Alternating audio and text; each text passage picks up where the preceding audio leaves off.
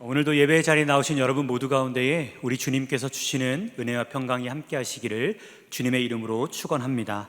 자, 우리 좌우에 계신 분들과 서로 이렇게 한번 평화 인사 나눠봤으면 좋겠습니다. 한 해 동안 참 수고 많으셨습니다. 한 해 동안 참 수고 많으셨습니다. 네, 너무 수고 많으셨습니다. 반갑습니다. 저는 지난주부터 종교교회에서 여러분들과 함께 신앙생활을 하게 된 이교진 목사라고 합니다. 하나님께서 우리에게 주시는 여러 가지 복이 있지만 저는 그 중에 만남의 복이 참 감사한 것 같습니다. 자, 이렇게 우리가 종교교회 안에서 제가 여러분들을 만나게 하신 것 또한 하나님의 은혜이며 또 복임을 믿습니다. 지난주에 이제 인사를 드리면서 정말 많은 분들께서 따뜻하게 맞아주셨고 또 그 속에서 이 공동체의 온기를 느낄 수 있었습니다.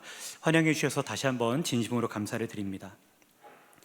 신학교에 입학하던 때부터 제 안에는 한 가지 소망이 있었습니다. 무슨 소망이냐면 좋은 목사가 되고 싶다, 그런 소망이 있었습니다.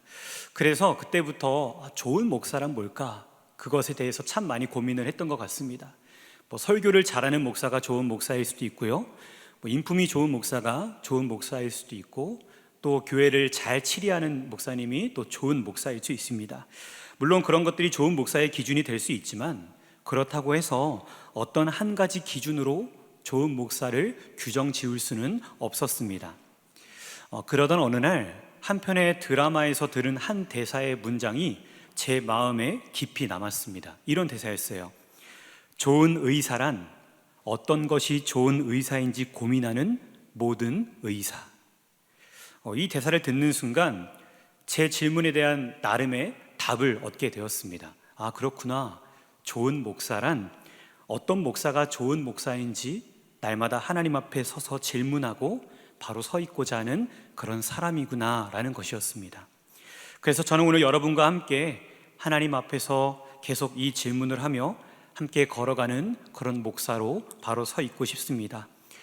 동시에 이 질문은 단순히 목회자에게만 해당되는 질문이 아니라 우리 모두의 질문이기도 합니다.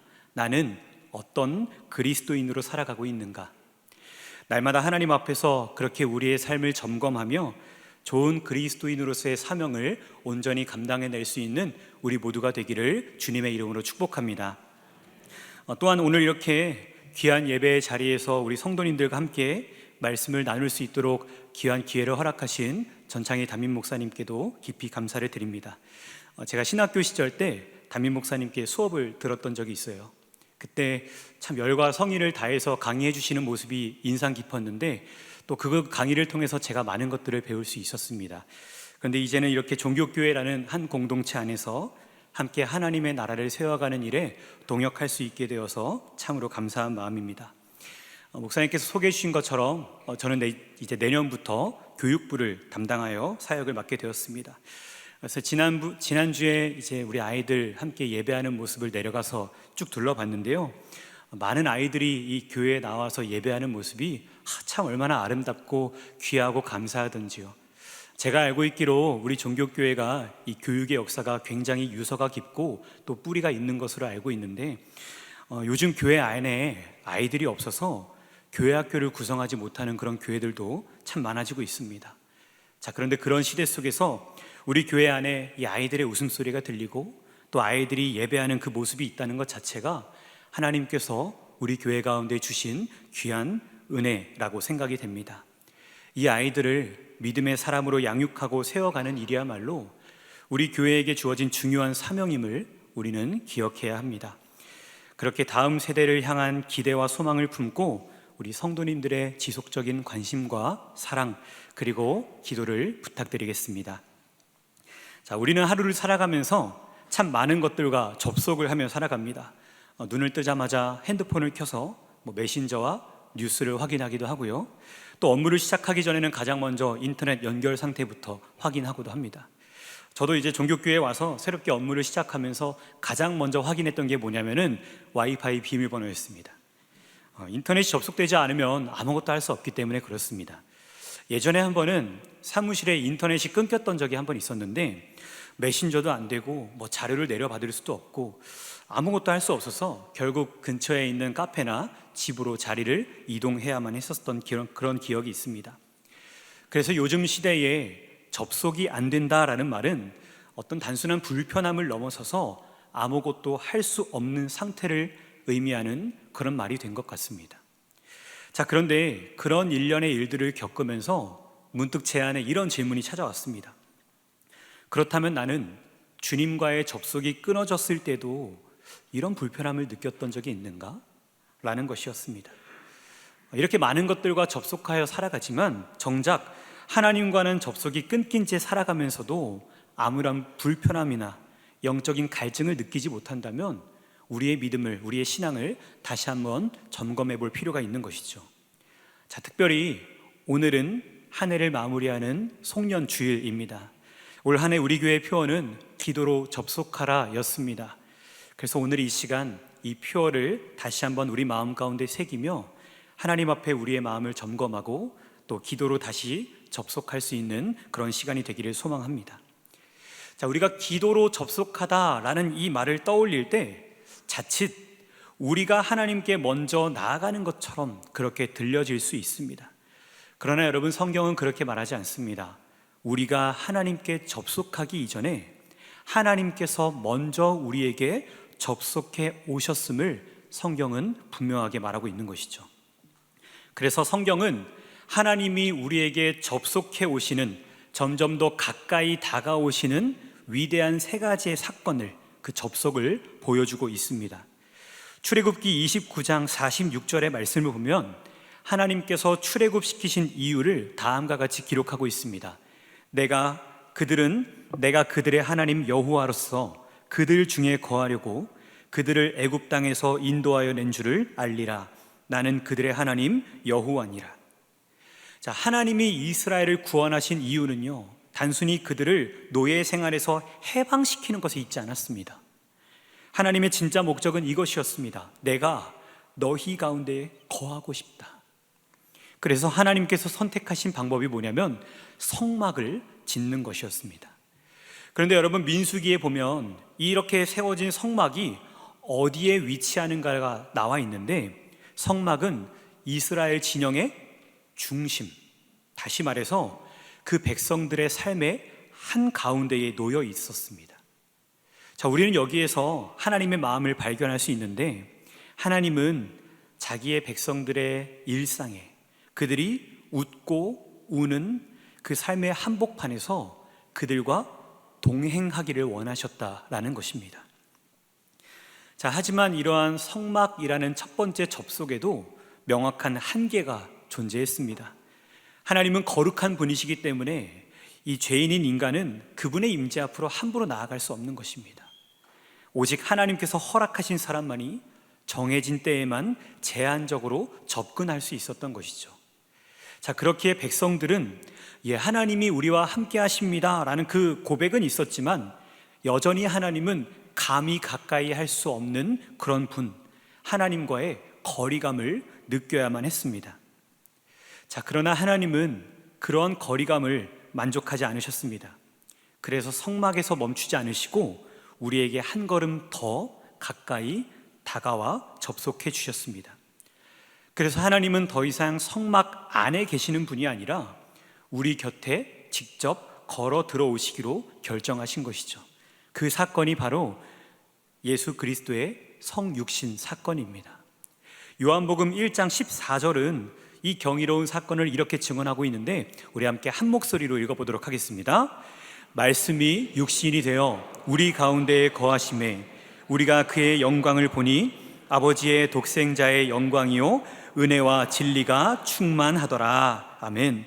자, 여기에서 거하심에 라고 번역된 헬라어 스케노라는 단어는 장막을 치다, 장막을 치고 함께 살다 라는 그런 뜻을 가지고 있습니다.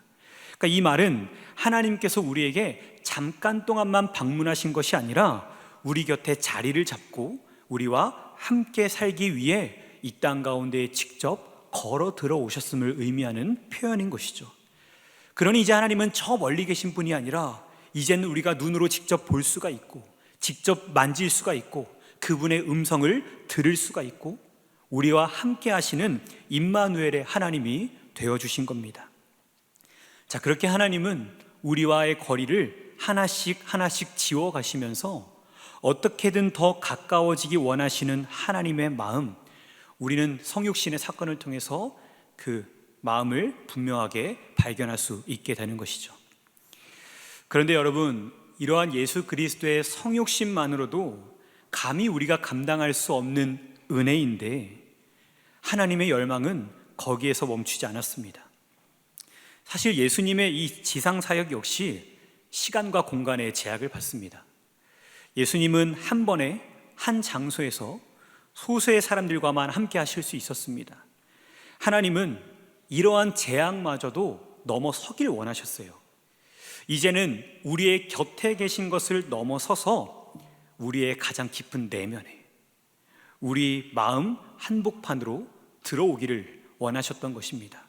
그것이 오늘 우리가 함께 읽은 오순절 성령 강림의 사건인 것이고, 곧 하나님과의 완전한 접속이 이루어지는 바로 포인트라고 볼 수 있습니다.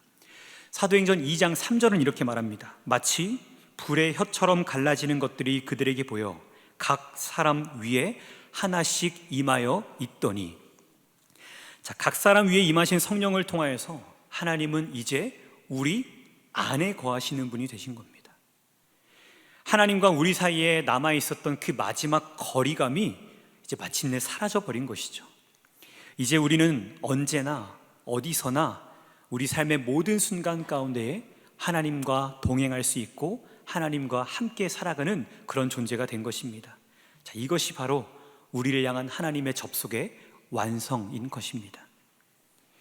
여러분, 하나님이 우리 안에 와 계시다라는 이 놀라운 진리를 우리가 어떻게 삶으로 체험할 수 있을까요? 자, 우리가 여기에서 눈여겨봐야 하는 것은 하나님의 이 완전한 접속이 언제 이루어졌냐라는 겁니다. 언제 이루어졌는가?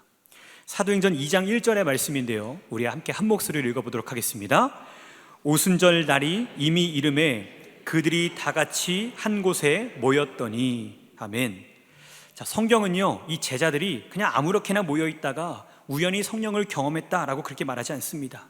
그들은 주님이 약속하신 성령을 기다리면서 함께 모여 기도하기를 힘썼습니다.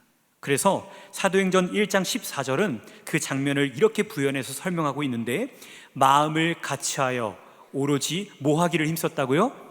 기도에 힘썼다. 자, 이것을 통해 알 수 있는 것은 뭔가요? 하나님과의 접속은 우연스럽게 이루어지는 것이 아니라 기도로 준비된 사건이었다라는 것입니다. 여기에서 우리는 이 기도의 중요한 영적 원리를 발견할 수 있는데, 여러분, 이 기도라는 것은 하나님을 움직이게 하는 그런 수단이 아닙니다. 내가 열심히 기도하면 하나님께서 움직여 주시겠지, 그런 지성이면 감천이는 절대 기도가 아닙니다. 기도는 이미 우리 가운데 와 계신 하나님께 내 삶을 다시 연결하는 자리이며 그 하나님의 임재에 접속될 준비 상태인 것입니다. 자, 그러면 여러분, 이렇게 하나님과 온전한 접속된 사람들의 삶에는 과연 어떤 변화가 일어났을까요?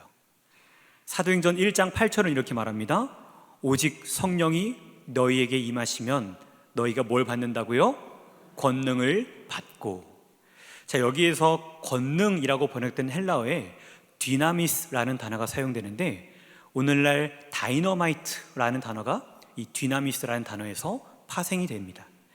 즉, 하나님과의 접속은 우리 삶의 구조 자체를 바꾸는 영적인 폭발을 일으킨다라는 겁니다.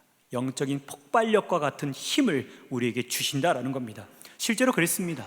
여러분, 오순절 이전의 제자들은 두려움으로 인해서 문을 걸어 잠그고 숨어 지냈습니다. 자, 그러나 성령의 임재로 그들이 하나님과 접속된 이후에는 어떤 삶을 살아가게 됐나요? 이제는 더 이상 숨어 살지 않았습니다. 오히려 담대하게 많은 사람들 앞에서 예수 그리스도의 복음을 전하는 삶을 살았습니다. 복음으로 인해서 당하는 신문과 매맞음, 그런 위협들을 더 이상 두려워하지 않았습니다. 오히려 그 고난과 어려움을 기쁨으로 여기며 부활의 증인으로 선 것을 성경은 우리에게 증언해주고 있는 것이죠.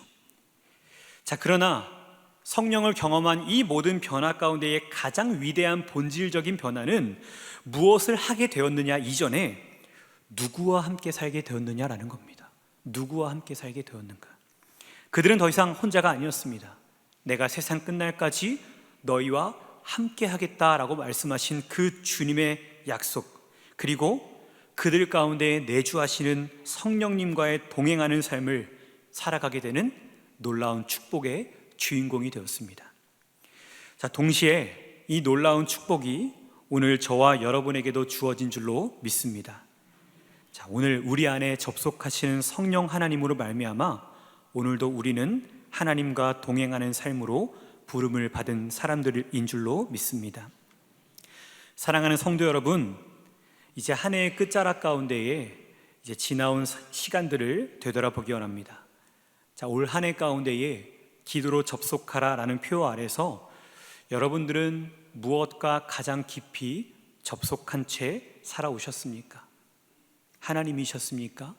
아니면 우리를 둘러싸고 있는 불안과 염려, 사람들과의 이목이었습니까?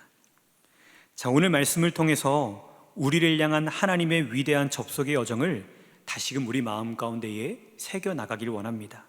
우리를 만나기 위해 성막 가운데에 우리 가운데 오신 주님, 성육신으로 우리 곁에 오신 주님, 마침내 성령으로 우리 안에까지 들어오신 그 놀라운 사랑을 기억하는 우리 모두가 되기를 간절히 소망합니다.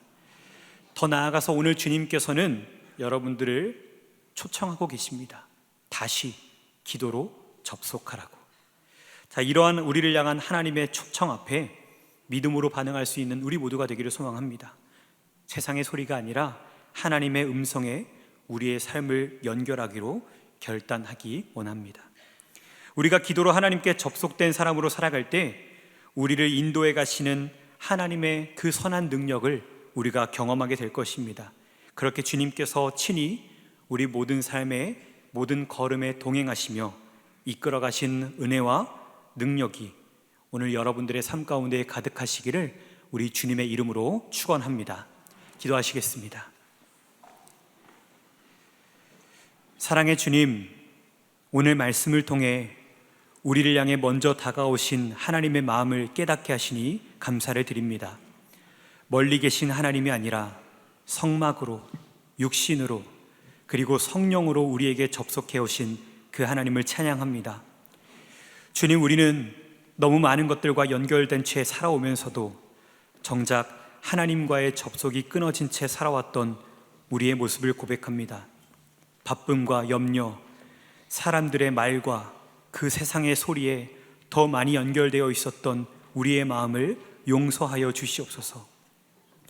오늘 다시 우리를 부르시는 그 주님의 음성 앞에 겸손히 서게 하시니 감사를 드립니다. 다시 기도로 접속하라 말씀하시는 그 주님의 부르심에 이 시간 우리의 마음을 다시 결단하며 나아갑니다. 다가오는 새해의 걸음 위에 우리의 계획보다 주님의 뜻이 먼저 세워지게 하여 주시옵시고 우리의 열심보다 주님의 임재가 먼저 흐르게 하여 주시옵소서. 특별히 우리 종교교회가 기도로 하나님과 접속된 공동체가 되게 하여 주시고 이 땅 가운데에 하나님의 임재를 전하는 하늘 다리의 역할을 감당하게 하여 주시옵소서. 그렇게 인도해 가실 주님께 감사를 드리며 우리 주 예수 그리스도 이름으로 기도합니다. 아멘.